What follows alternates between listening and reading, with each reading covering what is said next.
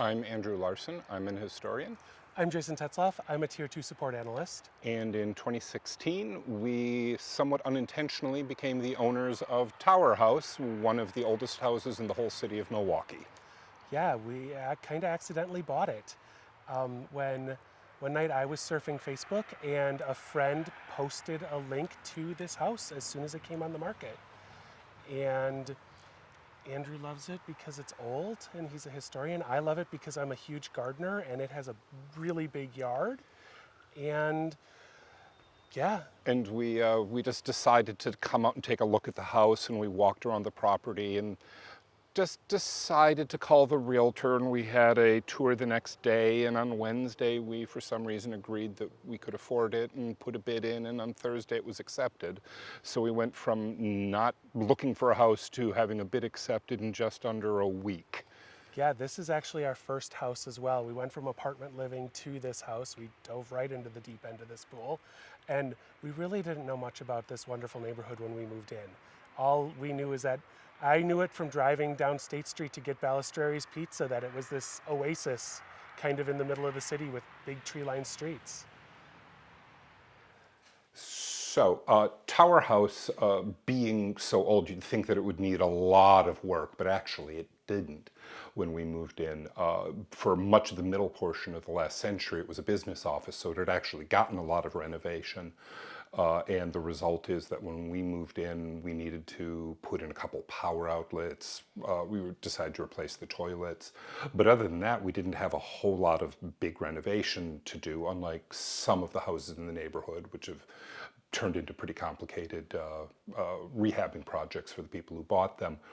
And one really funky thing about the house is it's so old, it's totally settled. It doesn't make any noises. So there aren't any weird sounds in the middle of the night that wake you up and make you wonder what's going on. The one big challenge we do have with the house is the roof. The house is on the National Historic Register, which means that any external changes we make to the house have to conform to a fairly strict code. And one of the consequences with this house is that the roof, which has to be replaced, it's beginning to leak, is going to have to be redone in slate. And that's going to be reasonably expensive, and even finding a contractor who can do slate roofing it has been a bit of a challenge, but we're hoping to get the re-roofing done sometime later this year. Yeah, and I mean, luckily for us, the neighborhood has been amazingly helpful with any other challenge we faced. Unlike when we moved from the apartment to here, when I lived in the apartment, I didn't know anybody and lived there for 4 years in pretty close quarters, and I didn't know anybody's name. Here, within the first 4 days, I knew almost all the neighbors who were around me. They had come over to say hi. People brought baked goods, typical wonderful neighbor stuff. And anytime we need help, we have always been able to count on the neighbors, be it borrowing a shovel, asking how to fix something. To a year ago, we had a big portion of one of our trees fall down into the church that's next door to us, right into their side door. And the neighbors, we posted about it onto our listserv. Within an hour, we had 2 neighbors with a chainsaw over helping us cut it up into manageable sized chunks so we could get it hauled away. And it was really amazing.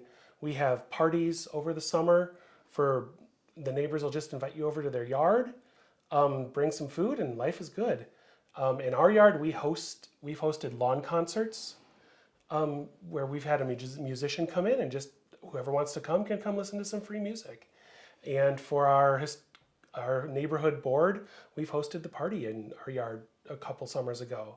So we're looking forward to getting back to that now too, that the weather is nicer outside.